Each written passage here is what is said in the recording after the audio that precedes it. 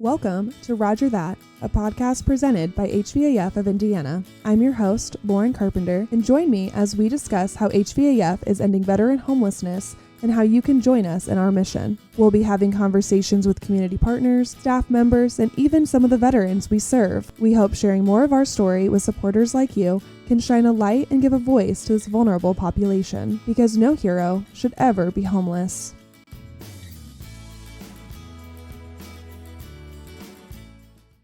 Before we get started with today's episode, we want to share how your support helped Hoosier Heroes last month. In August, 110 veterans received temporary housing, and 206 veterans received rent and utility assistance to prevent them from becoming homeless. 11 veterans were enrolled in our employment services, and these services include resume help, interview training, and job referrals. And 6 veterans received full-time employment. 245 veterans visited our pantry, where veterans received essential food, clothing, and hygiene items. And so far, in 2024, we have served 1,103 veterans, and we know that we wouldn't be able to serve this many Hoosier Heroes without your support. So thank you for donating, volunteering, following us on social media, and being a part of the Roger That community.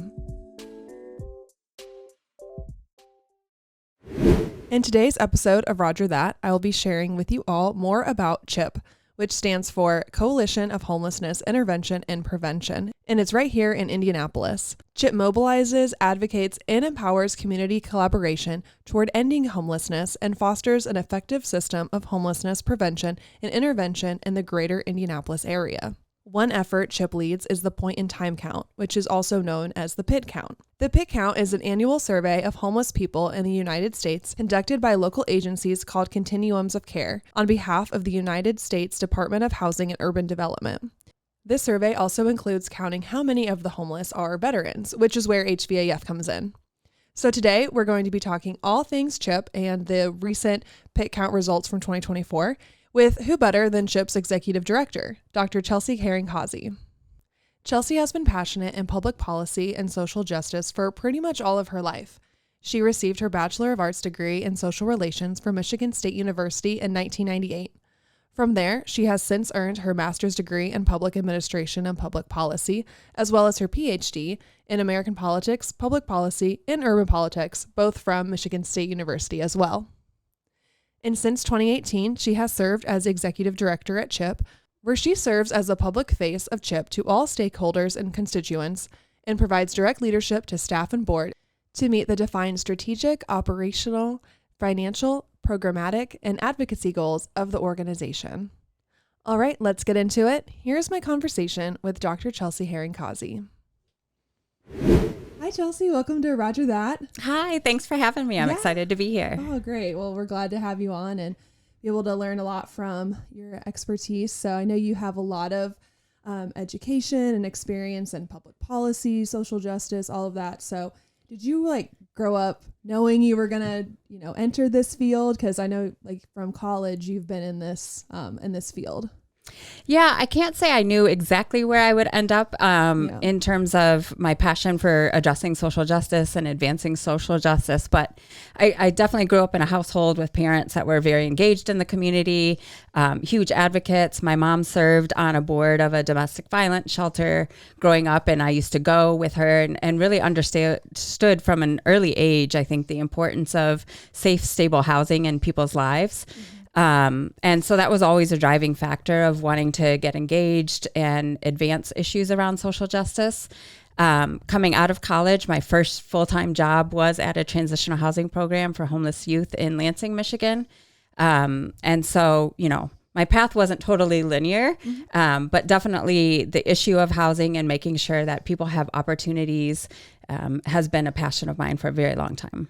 Yeah, could you take us through kind of from how you got from Michigan now to Indianapolis, and just kind of where you're at today, kind of how that path has led you?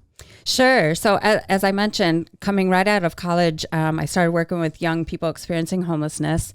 And Lansing, similar to Indianapolis, is situated in the state capital in Michigan. And, part of my role with it was called Gateway Community Services, was to get kids back in school who were experiencing homelessness.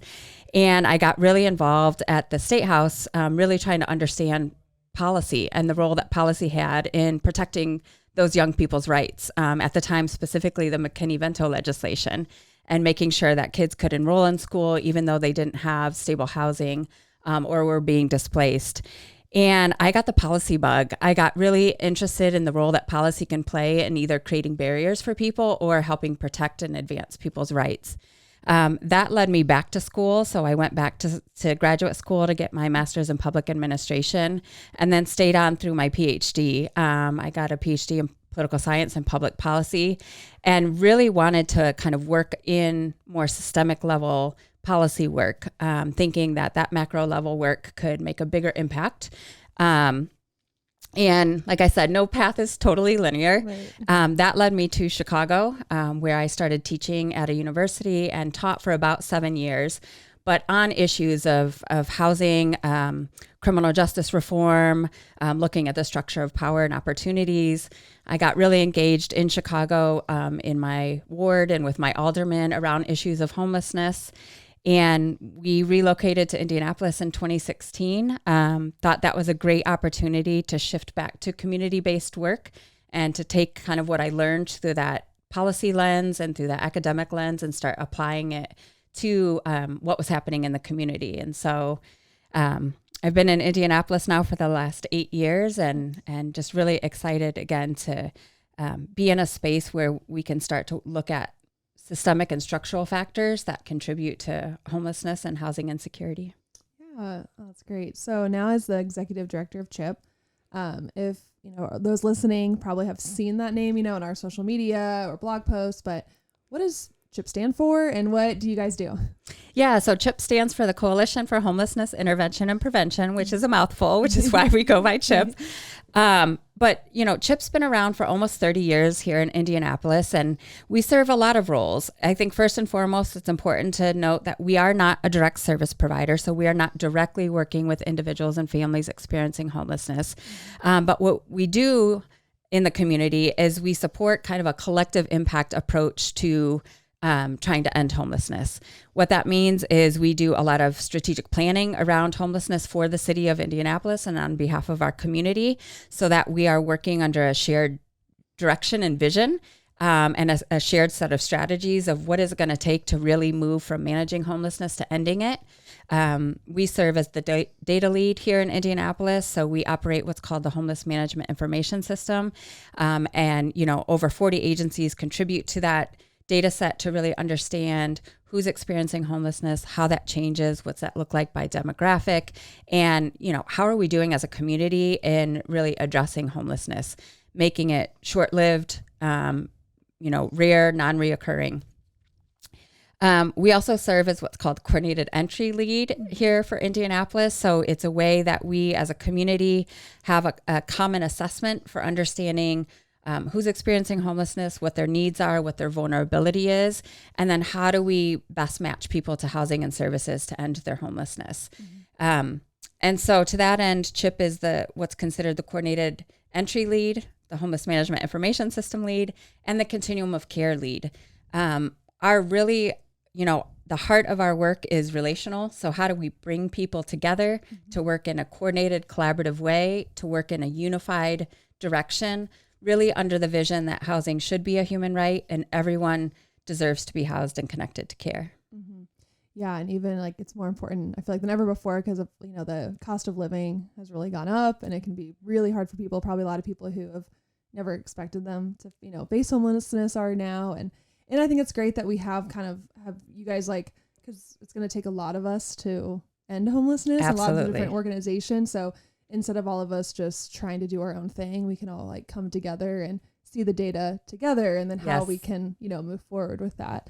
So this might be a little bit of a tough question. What does a typical day as executive director look like? I mean, there really is no typical day, which is part of the reason I love this role in this job, is that every day is completely different. So, when I think through, let's say, a week in the life, there's meetings with lots of different people over coffee to say, hey, let's learn about each other. Let's learn about what each other's doing in the community and how we might work more closely together. It's a lot of relationship building. It may be work with elected officials, trying to educate them on some of the issues and drivers around homelessness as they go into session. It may be meeting with donors and funders to, again, really work on how do we align funding and resources to advance best practices and to scale some of the things we know working in the community. It may be working on a big data project of how do we link data across systems so that we can better serve people and coordinate care. And so there is no typical day, honestly, in this role, which, I think keeps it exciting and interesting. I get to meet lots of really passionate people, a lot of advocates. So it's really hard to talk about what a typical day may be because every day is a little bit different. So how would you say then your past education and your experience has helped shape you into you now as executive director, but even just as a person personally?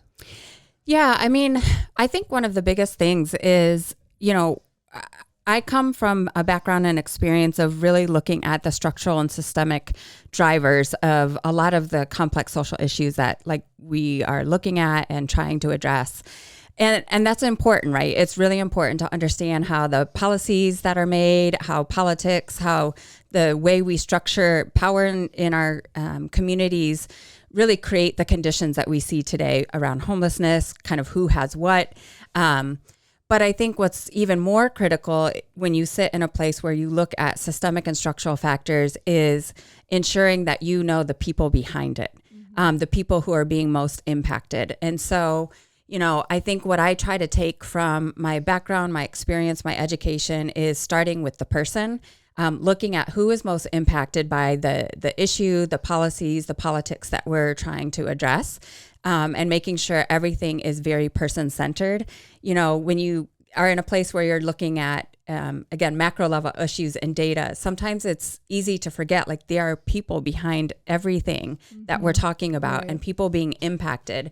And so one of the most important things is ensuring you're keeping the person at the center of everything, and that who it is that you're advocating with, alongside and for. And that is a key driver to, what motivates and keeps me going, is really trying to ensure that people have access to the opportunities that they have the right to have access to and deserve to have access to.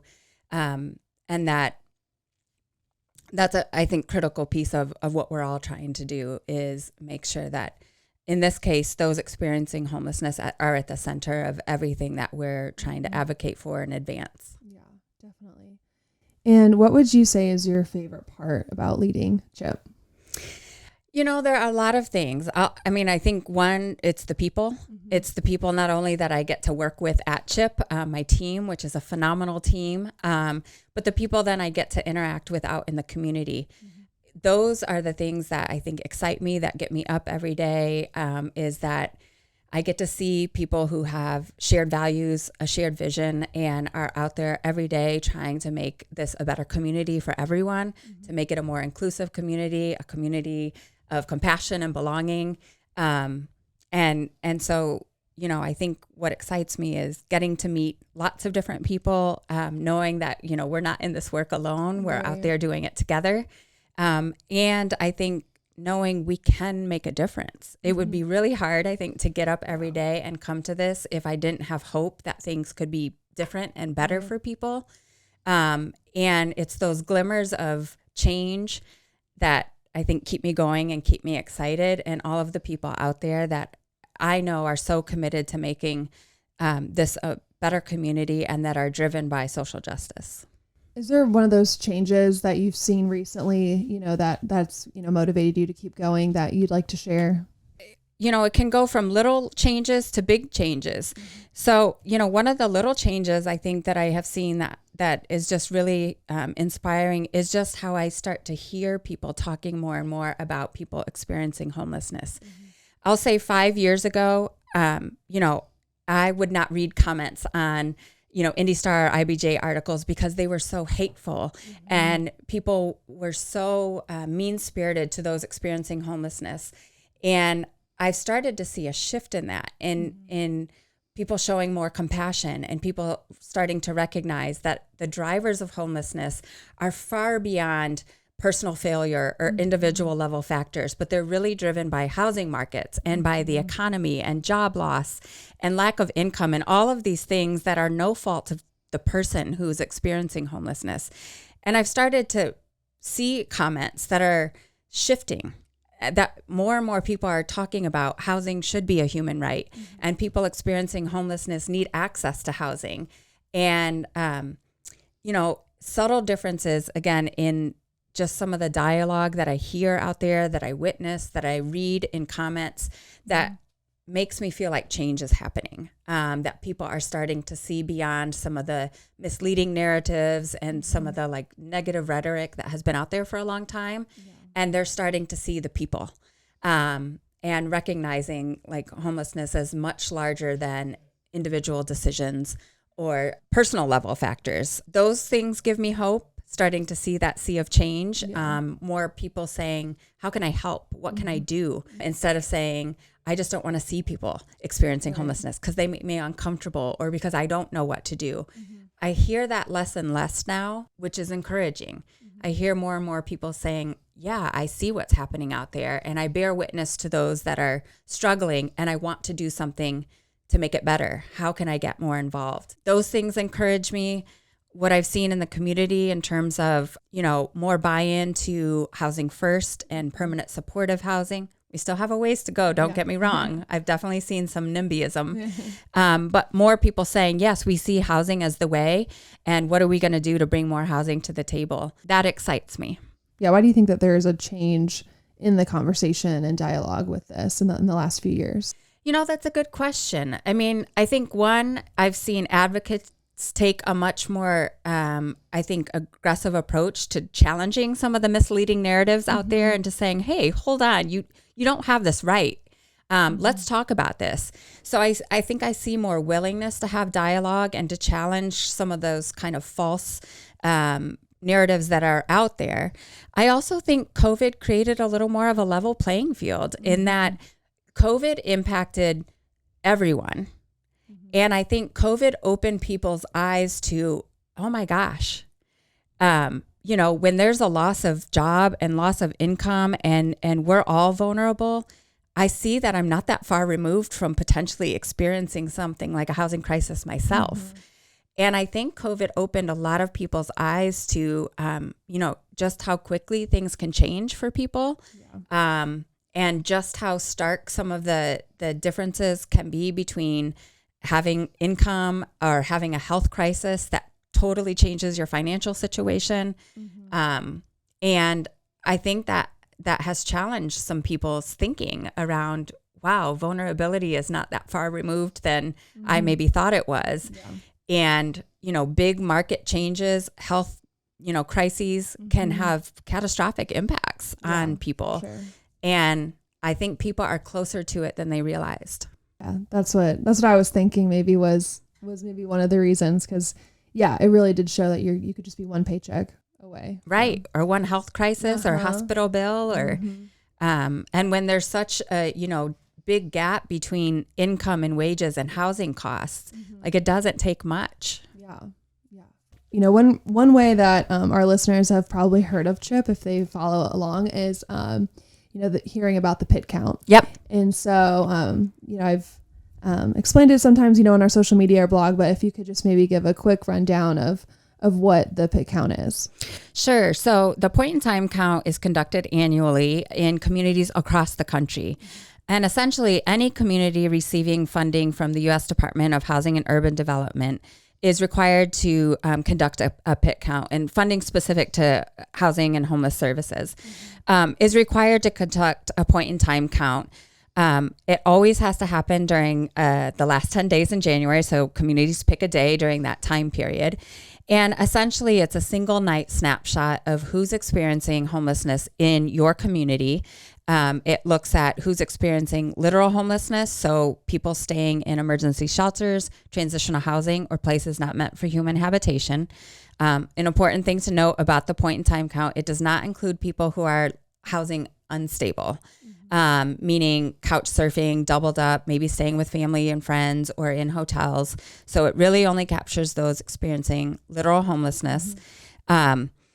And looks at, demographics, household type, veteran status, things like that. And again, it's conducted cities and states across the country. That data is one of the only national comparative data points that we can use to kind of benchmark ourselves against ourselves. So year over year, we have something to compare to look at trends and changes, and then to benchmark against other cities too. How are we doing in comparison to counterpart cities? That data is all fed to HUD at the federal level, and it goes to Congress through what's called the AHAR, an Annual Homeless Assessment Report. It becomes really important because the PIT count is part of the data that informs Congress on what's happening across the country and how do we make sure to dedicate resources and potentially expand resources to address what's happening. So it's a really important data point, not just for understanding locally what's happening and helping inform our planning efforts, but that goes to the federal government to also inform what kind of resources need to come back to communities to continue addressing homelessness and making a greater impact. So we look at it locally to understand trends, to help our planning efforts here locally to figure out where we need to target further interventions. But it's also really important from a resource perspective on how funding gets allocated. Yeah, and we just shared information on some of the results just a few weeks ago. So what are some of the key takeaways that you saw, not just for veterans, but just in our community as well? Yeah, so this past point in time count, there were 1,701 individuals experiencing literal homelessness in this community. When we step back and look over time, we've been pretty flat as a community in terms of our point in time count, over the last 10 years. So we've ranged anywhere from just over 1,500 to a high of almost 2,000 during the height of the pandemic in 2021. And when you say community, what exactly? Sorry, this would be Marion County. Okay. Yep. So the balance of state does the point in time count for the rest of the counties. Okay. We do it just here in Marion County. Okay. So a little over 1,700 people experiencing homelessness on a single night. So it's important, again, that folks know that's one night. Right. So what we look at is, we've been fairly flat over time. What does that mean? Well, it means that we need to do more and different types of interventions to make a greater impact. We see a slight increase in veteran homelessness, and that's exciting because it shows when you have very dedicated resources, particularly housing resources, you can start to see that impact. And there have been some great new veteran housing projects that have come online over the last year or so. So it says, hey, look at when we're doing these things, you can start to see that matters and that makes an impact. A couple other things to note is we've seen a shift in how people are showing up and experiencing homelessness. So the past 2 years, we've seen a pretty significant change and increase in unsheltered homelessness. So fewer people accessing our shelter system, more people living in places not meant for human habitation. So that, again, directs to how do we need to shift interventions and resources, do more targeted street outreach, and we're making sure that there are pathways directly from the streets to housing because not everyone is then accessing shelter. That's an important thing to note.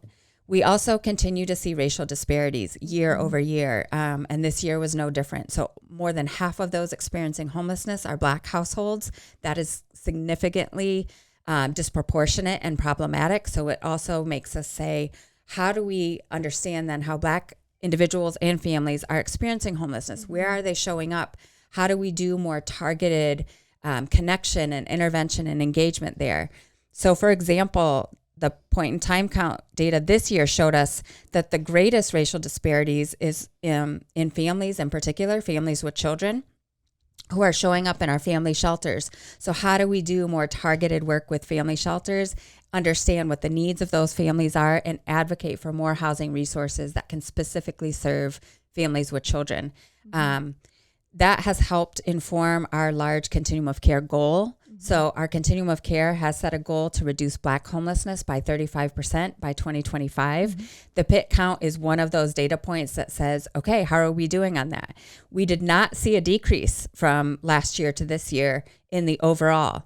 We are starting to see a little bit of a decrease with families, which says, okay, we need to continue that work and need to keep advocating for more resources for families if we're going to reduce this disparity. So the PIT count, again, becomes really important in helping us figure out, like, where are we making progress? Okay, let's keep doing more of that and scale that. Where are we not seeing progress that we need to redirect resources to and efforts to? So those would be some of the big ones that I think we've taken away from this year's point in time count. Yeah. And you shared a few examples, but just like, is there anything else of now seeing these results and kind of how you want to move forward with the knowledge now getting back the results? Yeah. So again, we use the results to further direct some of the work we're doing with the continuum of care. It has directly impacted a significant focus on families, which again, then families require a different kind of resource, particularly in terms of housing, right? So when you're talking about families with children, 1-bedroom apartments, studios are not going to work. And that's a lot of what's in our housing market right now. It is very hard to find safe, affordable, and habitable units that are 3-bedroom, 4-bedroom. So the PIT count tells us, okay, our greatest racial disparities falls with families with children, but to get families with children back into housing and out of homelessness, we need to be finding bigger units with 3 and 4 bedrooms. To be able to make those affordable, we really need to supplement with housing vouchers because rent keeps going up here in Indianapolis, which makes these size units out of reach for a lot of folks. So a lot of this comes from the PIT count. We say, okay, we need to be advocating more for housing vouchers. We need to be working more with a housing acquisition team to find larger units that can accommodate families. We need to be working closer with family shelters to understand kind of what the flow is and how we better support families to get out of shelter. And I think most importantly, what the PIT shows us is we have to stop the inflow into homelessness, particularly for kind of those experiencing first-time homelessness. So that also directs us to, we have to scale housing at the back end, but at the front end, we have to work on diversion and diverting people from even coming into shelter. And a little more upstream from that, eviction prevention. How do we keep people in housing so that they don't have to experience homelessness and come into the shelter system?